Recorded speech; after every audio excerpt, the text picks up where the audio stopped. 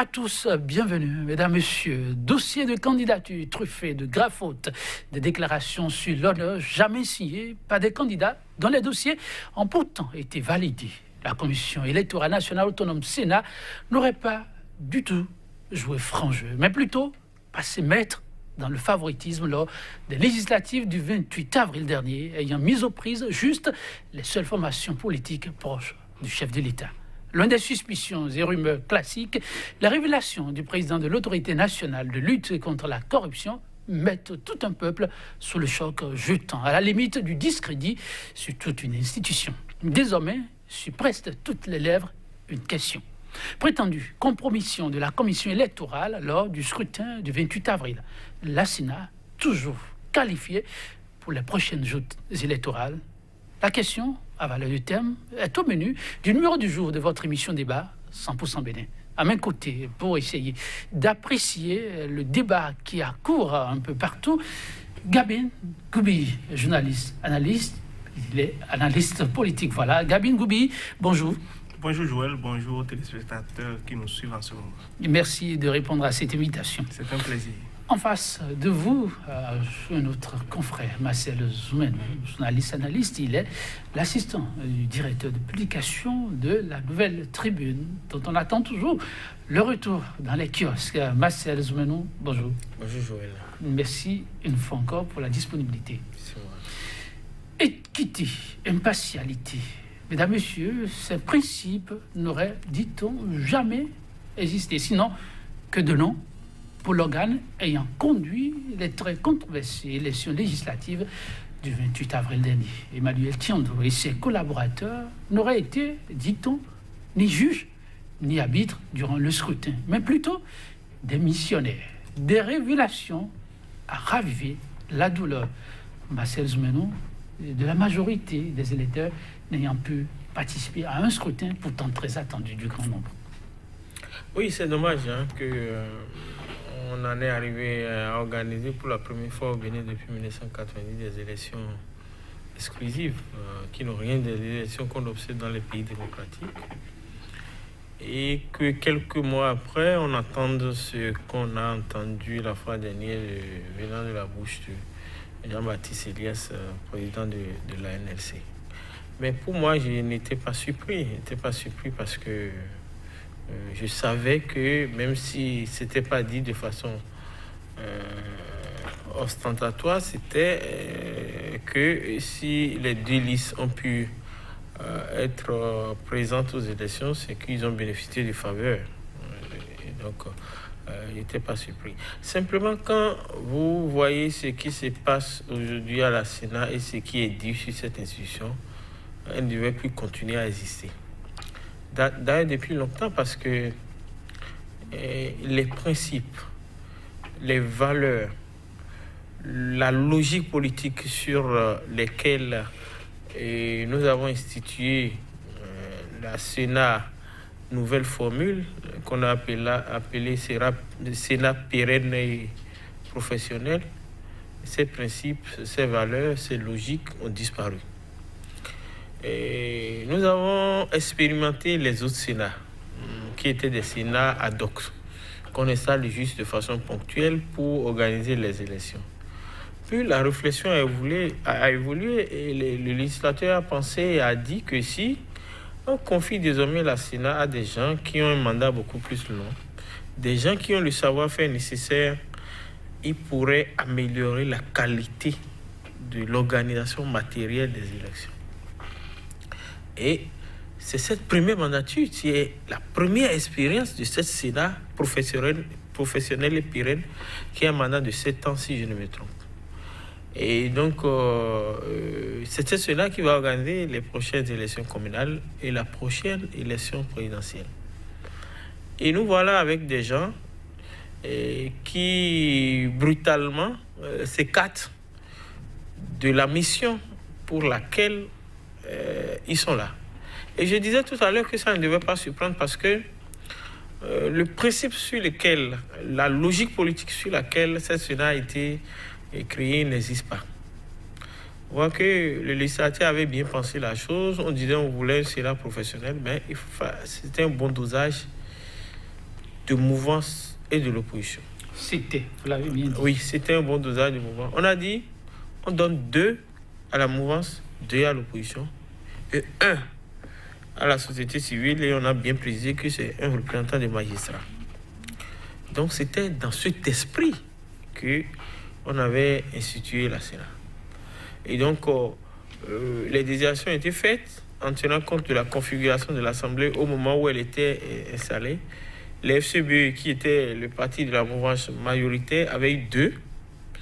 Les 2 autres qui revenaient à l'opposition, le PRD avait eu 1, l'Union fait la Nation a eu 1.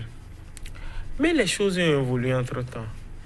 Et on s'est rendu compte que tous ces partis, tous ceux qui étaient de l'opposition sont devenus de la mouvance. Et donc, les 4 sont de la mouvance.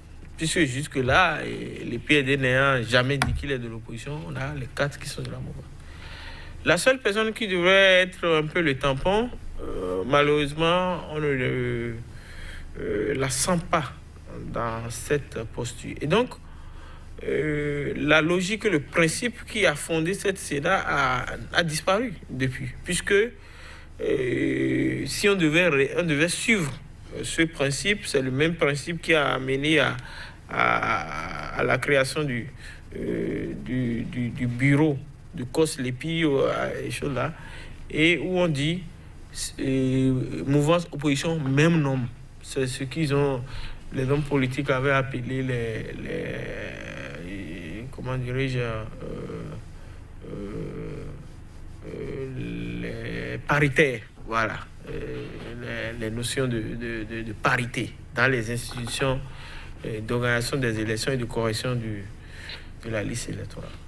La Sénat donc vient de faire un grand faux pas. Donc, à partir de ce moment, on ne devait pas s'attendre, puisque tous ceux qui étaient là, les gens qui avaient dit ça, avaient de vraies raisons, parce qu'ils ont suivi ce qui s'est passé depuis qu'on a commencé par confier les élections à la Sénat jusqu'à maintenant, pour dire, si 2 sont de l'opposition, 2 doivent être de la mouvance, on doit sentir des gens qui se surveillent. Et en sentant qu'ils se surveillent, ça va les amener à ne pas faire certaines choses. Mais ils sont tous disparus. Donc ils sont tous du même côté. On ne devrait pas s'attendre qu'ils favorisent les partis du seul côté où ils se trouvent. Et donc tout ce qui s'est passé après, c'est la conséquence de la violation de ce principe qui a fondé... le Bénin qui se disait sorti de l'auberge, finit avec cet moment d'épreuve, surtout d'épreuve de nerfs, se rend compte qu'il y a décidément encore du chemin à faire. Oui, tout à fait. Et c'est là que je rejoins en partie l'analyse de mon confrère Zoumenou.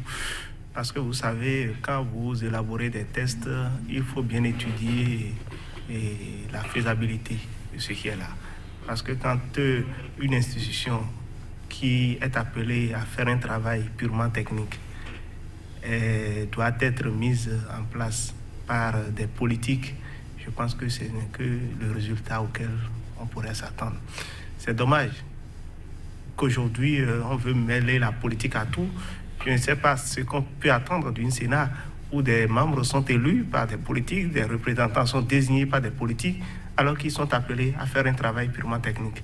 Moi, j'aurais préféré au niveau même de l'élaboration des tests, du code électoral et autres là, que l'on permette, par exemple, qu'on mette en place une structure sur peut-être appel d'offres. Je ne sais pas s'il faut parler d'appel d'offres. En tout cas, qu'on fasse un recrutement de techniciens, des gens qui sont vraiment moulés dans la chose. Parce qu'on aura beau parler de personnalité, et probité, impartialité, tout ce. Je ne sais pas s'il y a même des critères pour évaluer la sincérité. Les gens peuvent faire 20 ans, 30 ans même au sein de l'administration publique, mais peuvent ne jamais avoir été honnêtes comme cela se doit. Qu'est-ce qui est le critère d'évaluation même de la probité, de la compétence de ces personnes-là? Donc c'est sûr, des têtes, on prend des gens qui peut-être ont été fidèles pour les récompenser d'une manière ou d'une autre. Moi, je trouve que le problème est d'abord là. Des gens qu'on balance à la tête de l'institution alors qu'ils n'ont même pas l'expertise nécessaire pour conduire un processus électoral en bonne et due forme. Donc, ce que les révélations, les déballages de Jean-Baptiste Eliade, le président de l'autorité nationale de lutte contre la corruption, récemment sur une antenne de radio, ne m'ont pas surpris outre mesure, mais j'aurais préféré dans la forme que cela soit fait un peu plus tôt pour qu'il revête une valeur beaucoup plus crédible. En tout cas, ces révélations dont vous parlez sont intervenues à un moment où la classe politique cherche toujours sa marque. Mais l'on ne perd pas de vue que 2020 n'est pas bien loin. 2020 pour un autre rendez-vous, Marcel Zoumeno. Et c'est là l'inquiétude d'un certain nombre d'acteurs. Bon, l'inquiétude parce que on se dit, mais avec ce qu'ils ont fait là, est-ce qu'on peut encore leur faire confiance pour qu'ils organisent de prochaines élections? Et moi, je crois que si on était dans un pays sérieux, cette Sénat ne devait plus continuer à exister. Je ne sais pas qui va prendre les responsabilités. Est-ce la Cour constitutionnelle? Est-ce le gouvernement? Est-ce l'Assemblée nationale qui a désigné 4 parmi les 5? Et est-ce que le peuple ménois, et quand on parle de peuple, c'est encore un concept au contour très vague. Et donc, dans un pays normal quand même, ce type ne devait plus continuer à exercer.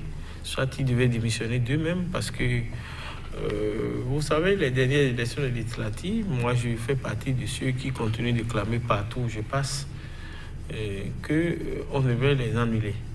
Et donc, si le peu d'espoir qu'on pouvait avoir vient de s'effriter parce que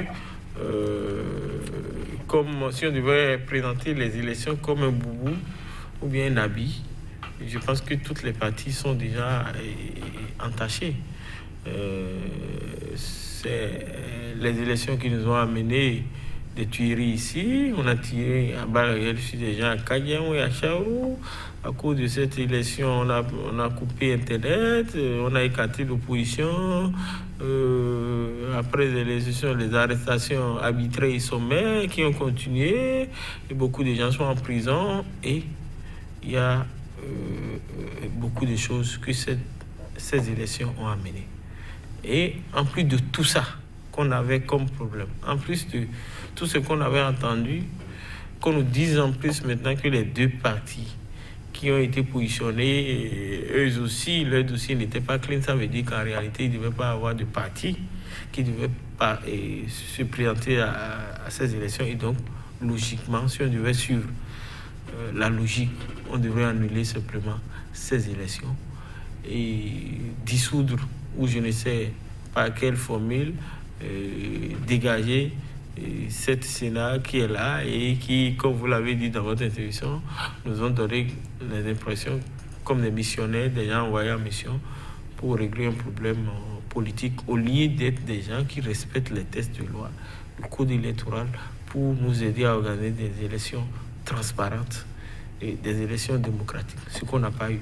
Donc, moi, je continue de défendre ma logique, qui est que cette Sénat n'a pas sa raison d'être.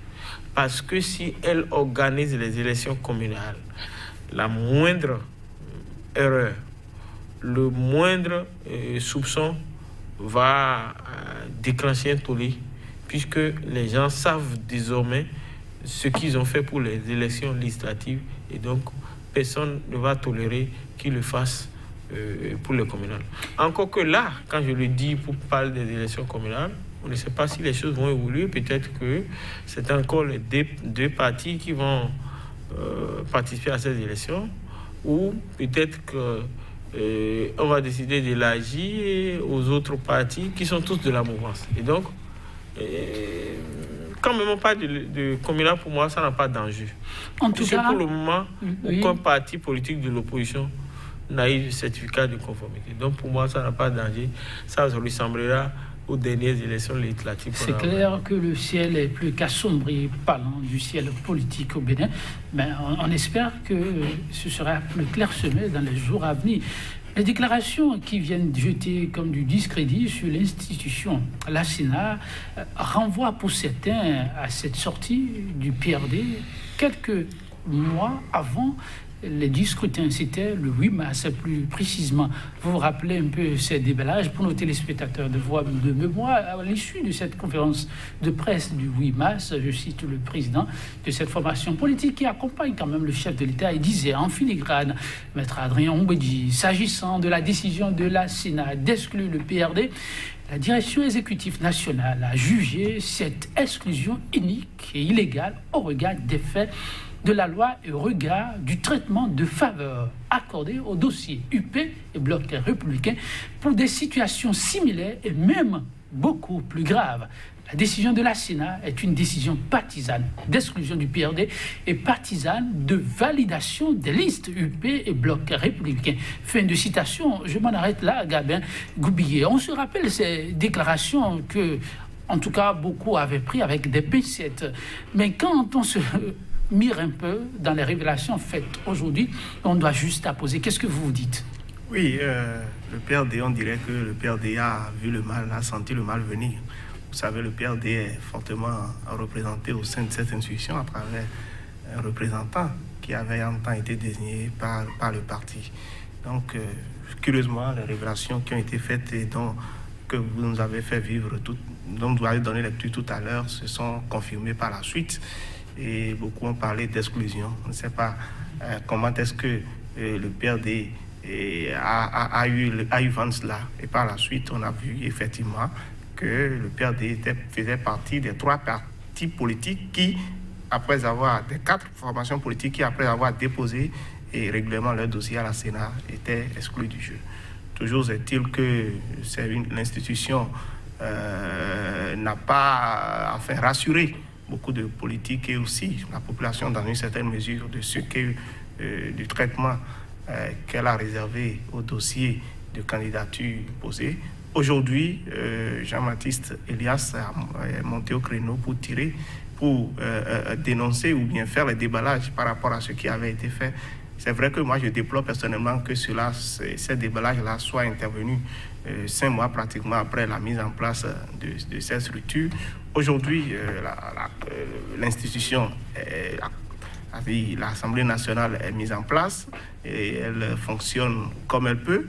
Les institutions sous-régionales ont reconnu sa légitimité. Et puis, bon, je me demande si cela peut donner lieu à quelque chose aujourd'hui. C'est-à-dire, est-ce que les déballages qui sont faits par Jean-Baptiste Elias seront entendus après tout ce qu'il y a eu lors de ces élections et dont le confrère Zoumenou a fait le rappel tout à l'heure? Je me pose encore la question.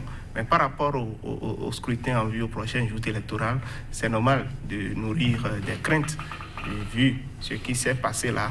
Et les propos déjà appellent de la Sénat une réponse. Moi, j'attends que la Sénat monte au créneau pour se prononcer réellement par rapport à tout ce qui lui a été reproché, tout ce qui a été dénoncé. Et je crois le week-end dernier par le président de la NLC, pour que vraiment les gens soient rassurés. C'est vrai qu'il y a beaucoup de choses sur lesquelles on peut agir pour rassurer le peuple. Si aujourd'hui, certains partis politiques qui étaient frappés d'exclusion par la volonté des dispositions qu'on a à dessein introduites dans la loi, si ces partis-là pourraient être rappelés, s'ajouter à ceux qui sont en cours pour qu'il y ait vraiment compétition, je crois que cela va un temps soit peu crédibiliser les élections en vue. Parce que, rappelez-vous, on a organisé une élection Bénin, c'est la première fois qu'on entend des taux d'abstention aussi élevés. On parle de moins de 30% même pour une élection comme ça qui est appelée à mettre en place des élus du peuple, c'est-à-dire la représentation nationale. Je dis que c'est parce que les citoyens, les populations ne se retrouvaient pas dans les candidats qui leur étaient proposés que la chose est arrivée ainsi. Donc, je crois que le chef de l'État, les politiques ont encore les moyens de sauver la face pour que véritablement on puisse savoir à quoi s'en tenir. Mais je continue de dire que les tests ont péché. C'est les tests qui ont lieu pour un travail technique comme ça. On met les politiques dedans. Les politiques, quoi qu'on dise, n'est pas n'a pas les marges de manœuvre, n'a pas les coudées franches pour opérer, il est obligé de retourner l'ascenseur. Il est astreint à un devoir de reconnaissance vis-à-vis de ceux qui l'ont mis là. Et c'est des gens qui sont manipulés. Je crois que ceux qui ont voté ces lois-là en 2013-2014, je crois, aussi en ont fait les frais. Et c'est comme ça, ce sera, tant que les tests ne seront pas retouchés. Marcel Zoumeno, des données qui s'imposent d'elles-mêmes, sans dire votre confrère, et qui espère que la Sénat saura rebondir sur ce qui a été dit. Jusqu'à présent, elle est silencieuse. Vous attendez à une réaction de la part de la Sénat?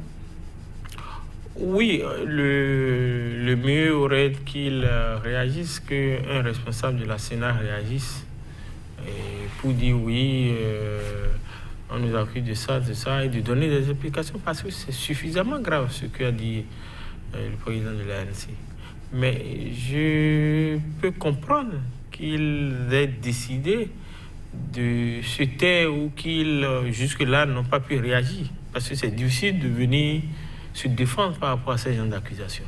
C'est très difficile. Je les vois dans une position qui doit beaucoup les embêter. Je connais quelques-uns dans le lot, des gens qui y travaillent, et je sais que tout ce qui est aujourd'hui dit sur la Sénat n'est pas forcément ce qu'eux-mêmes auraient souhaité faire. En vérité, c'est que c'est des gens qui sont tenus par le pouvoir. Et ils sont obligés, ils sont tenus, c'est-à-dire qu'on les oblige. Vous dites des choses, mais vous en avez la preuve, des gens tenus par le pouvoir. Oui, ils sont tenus par le pouvoir pour d'autres dossiers dont on ne va pas faire le débat ici, et donc ils sont obligés de faire des choses pour contenter le pouvoir. Sinon, moralement, c'est pas tenable pour certains. Mais compte tenu de cet antécédent, ils sont obligés de faire le jeu, comme on le dit, et de cautionner ces genres de choses. Bon, en attendant une réaction officielle... Maintenant, par rapport à ce que mon ami Gamé a dit, en parlant du fait que les hommes politiques sont majoritaires dans une structure qui devait être technique, je suis d'accord que c'est une structure qui devait être technique. Mais quand nous regardons notre pays aussi, il ne faut pas qu'on perde de vue que même si on faisait désigner des gens qui venaient d'autres corporations, d'autres milieux et qui ne sont pas forcément politiques, on n'était pas sûr d'avoir cette garantie d'indépendance, de neutralité. La preuve, on a quand même une femme qui est désignée par les magistrats. Quelle a été sa posture? Quelle est aujourd'hui sa position dans tout ce qui se passe? Je ne l'ai jamais vu se désolidarité. Elle est par le lot de politique, elle est seule. Voilà. Peut-être qu'on va travailler pour augmenter le nombre de choses là. Mais c'est pour dire que même les allogènes qui entrent dans ces institutions, pour les expériences passées qu'on a vues, n'ont pas eu d'autres postures que des postures politiques. Parce que je ne sais pas s'ils ont une contamination. Ils sont favorisés, ils sont contaminés et même commencent par se comporter comme les hommes politiques. Il n'y a pas que la Sénat, il y a d'autres institutions. De réaction venant éventuellement de la Sénat, il faut observer que sur le sujet, ces révélations qui gênent, déshonorent, il y a que les politiques ont commencé par donner la voix individuellement. En l'occurrence, les acteurs directement concernés, des députés de cette législature. Vous avez suivi quelques-uns. Quel est votre regard par rapport à ces sorties qu'on observe déjà? J'ai lu dans certains journaux une réaction de deux députés, des honorables Gounou et des honorables Aladati. Je crois que pour le dernier Aladati, son discours consiste à dire non, il faut qu'on se concentre sur les défis du développement et oublier, on ne peut pas passer le temps à dire les mêmes choses. J'ai lu en filigrane, ça doit être à peu près ça. Moi, j'ai de la peine pour lui. Vous avez de la peine? J'ai de la peine quand j'entends M. Aladati dire des choses comme ça. Pourquoi? Il ignore et oublie son propre histoire. Il ignore et oublie l'histoire du Bénin. Je crois que il arrivera des moments où l'heure de vérité sonnera. Ce n'est pas lui qui devait dire ce genre de choses. Et si quelque chose est dit, il n'était pas obligé de répondre. Il n'était pas obligé de dire ça. Nous avons souffert. Les gens sont morts pour qu'on ait cette démocratie. Et c'est grâce à cette démocratie que de 2012 à 2016, Orden Aladati et beaucoup d'autres Béninois ont pu créer, militer dans leur parti, faire les mercredis rouges, lutter parce qu'il y avait un certain nombre de choses qui ne se passaient pas bien. Maintenant qu'on décide de mettre la démocratie en parenthèse, de tout sacrifier, de violer les lois, de tricher pour se faire élire, de violenter les gens, de pousser des Béninois à l'exil, de faire tout ça là au nom de cette démocratie, je crois qu'ils ne sont plus dans l'option de la démocratie, c'est une autre option.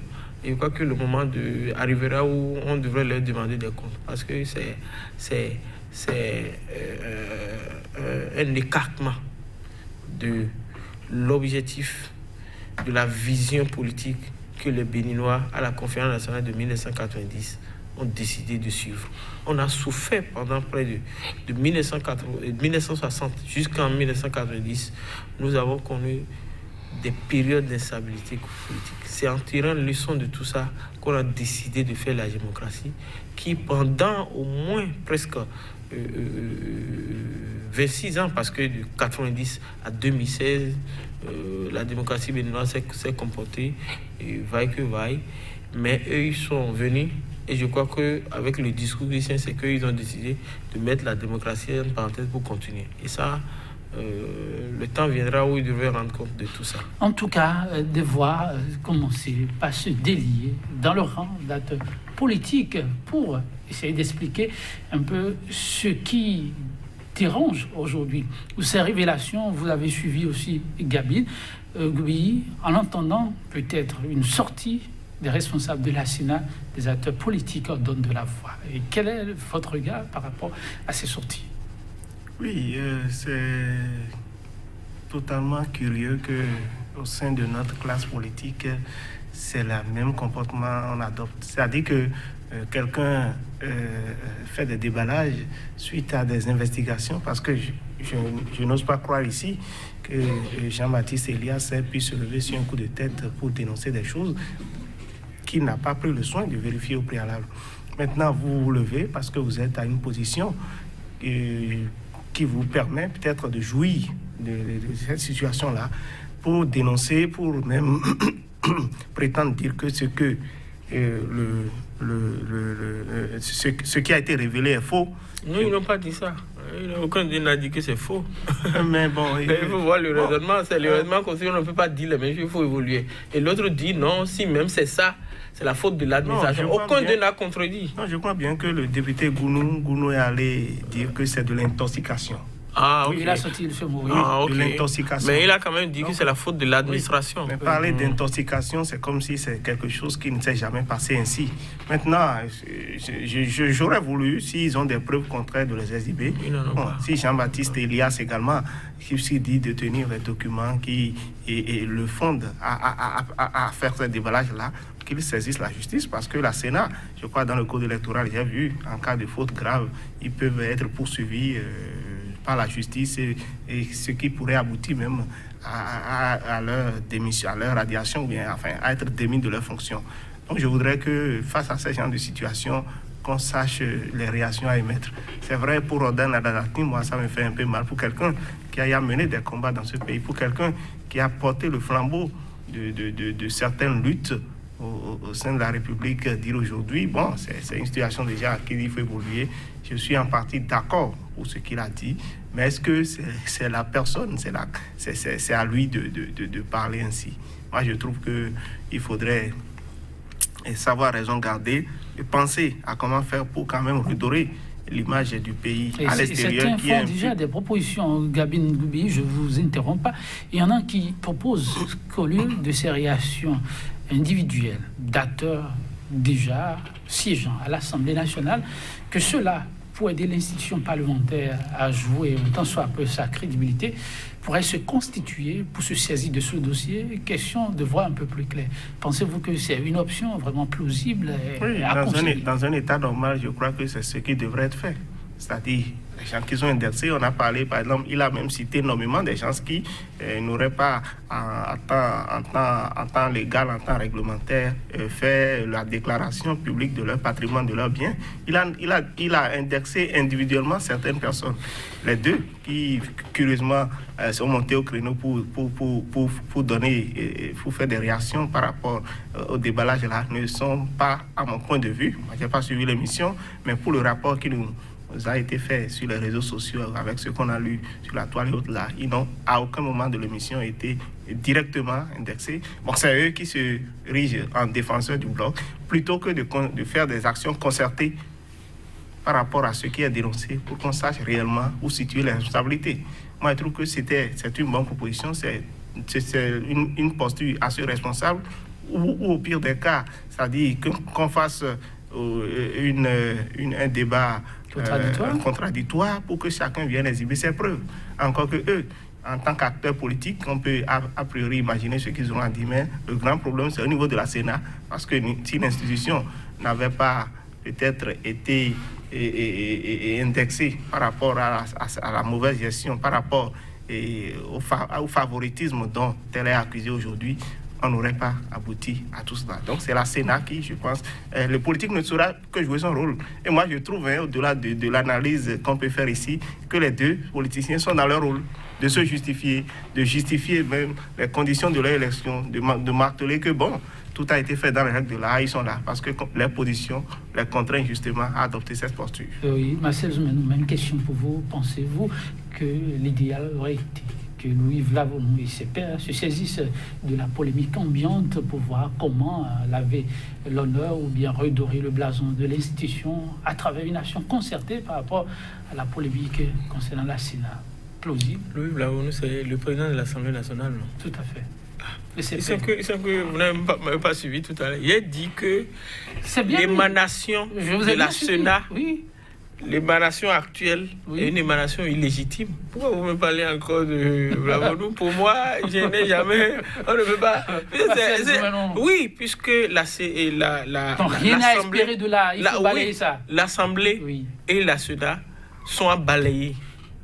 L'Assemblée et la Sénat sont à balayer. Si on était dans un pays où tout est normal, c'est parce qu'on est dans un pays où les choses deviennent anormales que ça se passe. On sait comment ils sont élus, non? Et voilà. Donc, pourquoi vous voulez que ceux qui ont eux-mêmes des problèmes de légitimité viennent régler les problèmes de légitimité des autres qui eux aussi en ont? Comment ça manque de logique, là. Ça manque de logique. Oui, il y a pas, c'est impossible. On ne peut pas confier. C'est tout cela qui suggère qu'il faut évoluer. Mon seul regret, c'est parce qu'il n'y a pas une justice assez forte, avec des juges forts qui peuvent ouvrir des enquêtes, des juges puissants comme ce qu'on a fait. Vous allez emprunter cette piste-là? Oui. Demander aux juges de faire quoi? Oui, de poursuivre ces messieurs-là. De les poursuivre, oui. De façon individuelle, de façon collective. C'est vrai que la loi le... Sinon, la loi l'Assemblée nationale. Non, elle court elle-même pour retrouver sa légitimité. Vous ne voyez pas le président, combien d'efforts il fait pour se retrouver légitime aux yeux des populations, et ça ne marche toujours pas.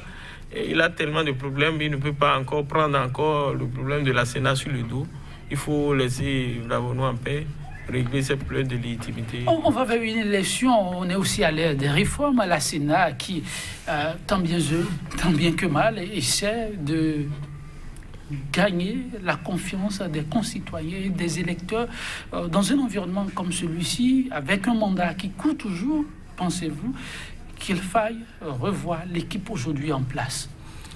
Je ne serai pas aussi péremptoire et formel que catégorique que mon confrère en disant de balayer tout le lot. Je pense que matériellement, ce ne pourrait pas être possible aujourd'hui. Maintenant, ce qu'on peut faire par contre, et c'est d'ailleurs ce qui a été annoncé par le chef de l'État dans son discours du 20 mai dernier, c'est de revoir les tests, de revoir les lois, de voir un peu ce qui n'a pas marché. Qui constitue la Sénat? La Sénat, quelque part, je trouve que au plan judiciaire, on peut engager des poursuites majorité, on peut engager des poursuites à l'encontre des membres, dénoncer les faits, faire saisir formellement la justice pour des actes dont les preuves sont tenues par le président de l'ANC pour voir ce qu'il y a lieu de faire. Maintenant, pour crédibiliser le scrutin, le processus électoral, parce qu'il n'y a pas que la Sénat qui est là, c'est elle qui devra organiser dans moins de 6 mois les élections communales et locales et dans 2 ans environ les élections présidentielles. Si c'est le cas, il va falloir retoucher les thèses, revoir la formule.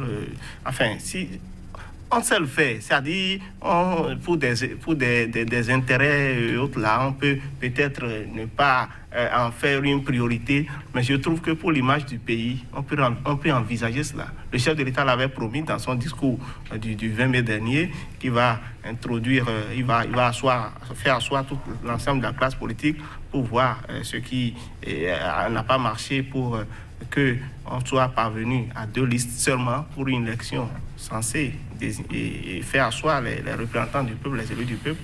Et le président de l'Assemblée nationale, même si mon confrère ne veut pas entendre ce terme-là, Louis Brabonou, l'a martelé à l'occasion de son installation, je crois le 27 juin à Porto-Novo.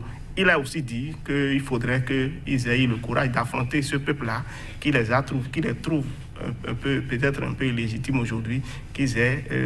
Pas un peu. Non, qu'ils aient le courage d'aller vers le peuple pour leur expliquer un peu c'est les réformes intervenues au niveau du code électoral de la charte des partis politiques qui ont amené à ce que les situations voilà, justement soient par ainsi. rapport à cette projection qui a été faite hier, rencontrer le peuple, leur expliquer que c'est les tests qui n'ont vraiment pas permis d'en arriver là, et que malheureusement 5 mois après, on annonce maintenant que en dehors des tests, il y a des sommes qui auraient œuvré pour ça. Pensez-vous que l'union pour laquelle on se bat avec le peuple pourrait être facilement scellée? Moi, je n'aime pas être pessimiste. Moi, je trouve que si on peut toujours sauver les meubles, on peut toujours se rattraper. On peut toujours faire quelque chose et si tant est que les contingences, les calculs politiciens ne tirent pas les intentions vers le bas, on peut toujours oser aller vers ce peuple. Pourquoi pas? On sait le faire. On a fait des sursauts plus grands dans ce pays. Pourquoi ne pas aller vers ce peuple-là, leur expliquer ce qui a été à la base de cette situation, même si quelque part ça va laisser certains sur le soir. Je pense que la grande majorité va se retrouver. Et la meilleure chose à faire, ce que le peuple attend, c'est de véritablement revoir ce qui n'est pas là. C'est-à-dire on met la politique en tout. Moi, il y a des suspicions dans tout ce qui se fait. Franchement, ça ne crédibilise même pas la gouvernance qui est en cours. Et je pense que c'est sur ces leviers-là il faut vraiment opérer pour mettre le pays et le peuple en confiance.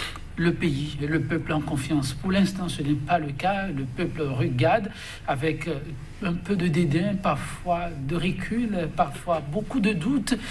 Les élus du peuple 8e législature, c'est vrai que certains ont du mal à entendre ça. Bon, ceux qui siègent aujourd'hui à l'Assemblée nationale se sont assignés comme mission d'aller vers ce peuple, lui expliquer la perfection n'est pas de ce monde. Ce qui s'est fait le 28 avril était inhérent à certaines erreurs, mais beaucoup plus aux tests que les élus du peuple se sont eux-mêmes donnés. Mais là, 5 mois après, une déclaration qui vient comme pour mettre en difficulté cette thèse qui aurait pu marcher devant les électeurs. L'union qui devrait être scellée se fera comment?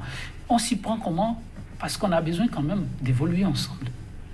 Oui, c'est pourquoi vous devez reconnaître que ce que j'ai dit tout à l'heure, c'est vrai que je suis resté un peu un peu catégorique, mais tout c'est lié en fait. Il y a quand même une logique dedans. Le président de l'Assemblée, comme l'a dit mon ami et confrère Gabin, a dit oui, je vais faire l'effort, on va corriger les tests, oui, je vais faire l'effort pour que la paix revienne à la maison, tout ça là. Et on se rend compte, et on a d'autres éléments, qu'il lui-même, après avoir suivi ça, il devrait se sentir un peu plus léger dans son boubou de président de l'Assemblée. Et donc, vous ne vous voyez pas que ce qu'il avait dit, il aura plus de difficultés à le faire maintenant, compte tenu de ça, parce que les éléments qui viennent nous renforcent, nous autres, dans notre opinion, que cette Assemblée est illégitime. Et que la plupart des gens qui sont... On ne peut pas accepter que quelqu'un qui est élu député, représentant du peuple, soit né dans 3 années différentes et dans 2 lieux différents. C'est pas possible. Si nous acceptons ces choses dans notre pays. Demain, nous ne pouvons pas regarder nos enfants en face pour leur dire un certain nombre de choses. Puisqu'on doit cautionner des gens qui disent qu'ils sont élus du peuple, mais qui sont nés à 3 années différentes, dans 2 lieux différents. C'est pas bien.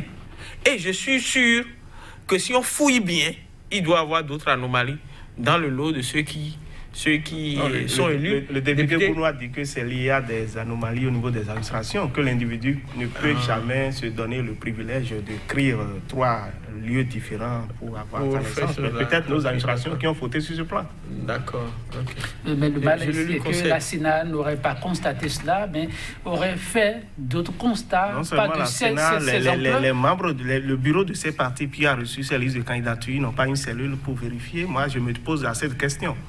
Parce qu'une personne qui est née à 3 endroits différents... Malheureusement, on y est. Non, pour eux, on n'a pas vérifié. C'est ça que c'est. Pour eux, ils étaient les gens qu'on ne devait pas...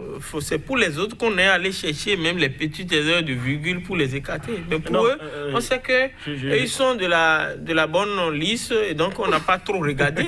C'est comme ça, oui, on se rend compte. Je crois que si on envoie un audit aujourd'hui, on reprend les listes de ces 2 blocs, on trouverait encore, en dehors de ce que Elias a dit, d'autres anomalies. En tout cas, audit, la Sénat, justement, en a connu. Il y a 1 an de cela, on n'a plus de nouvelles de cet audit-là. Pensez-vous, puisque votre confrère parle, je reviens vers vous avec la même question.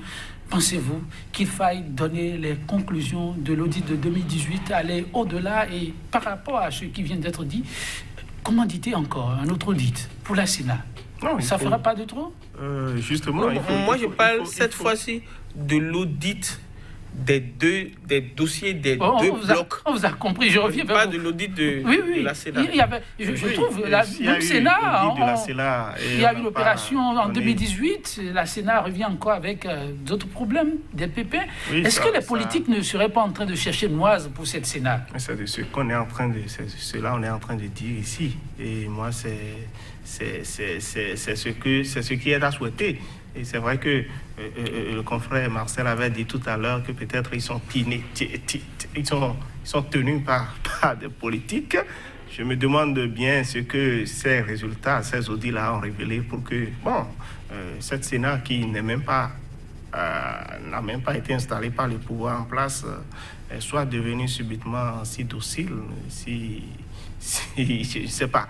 Bref, le mieux serait que les résultats des audits soient connus pour raison de transparence dans la gouvernance, c'est ce qui est d'ailleurs prôné dans le PAG. Il faudrait que ces gens qui s'y sont convaincus d'avoir peut-être triché à des moments donnés par rapport au processus électoral même de 2016-2015, depuis que la Sénat là est là, on ait clairement le courage de le dire pour que les gens ne soient pas là, travaillent comme des moutons de Panurge et que des recommandations leur viennent. D'ailleurs, ce n'est pas bien qu'on entend même des rumeurs faisant état de ce que des véhicules seraient venus prendre notamment certains membres de la Sénat en direction de la présidente, tout ça. Et ce genre de choses, ce n'est pas bien pour une institution qui est censée garder sa neutralité, son autonomie pour opérer. Et puis, commanditer un autre audit, ça ferait trop. Je crois qu'il faut déjà situer les choses. Il faut déjà situer les choses parce qu'il y a d'autres élections en vue. On risque de parler des mêmes problèmes, ce qui ne va pas... La responsabilité sera désormais à qui pour éviter qu'on retombe dans les mêmes travers? Tout à fait. Oui, qui devra prendre sur lui la charge de faire le nettoyage qui s'impose. Les politiques, une fois encore. Oui, Marcel Zoumenou. Les responsabilités de quoi? Les responsabilités en termes de nettoyage à faire pour crédibiliser un peu plus l'équipe en place, s'il ne faut pas éventuellement la changer. Les premières responsabilités, selon moi, viendraient des mises en cause eux-mêmes. S'ils peuvent faire ce qu'on appelle un barreau d'honneur, puis après tout, ils ont des noms, ils ont des enfants, ils ont des familles. Démissionnant? Non, pas forcément, même s'ils ne démissionnent pas, de faire mieux.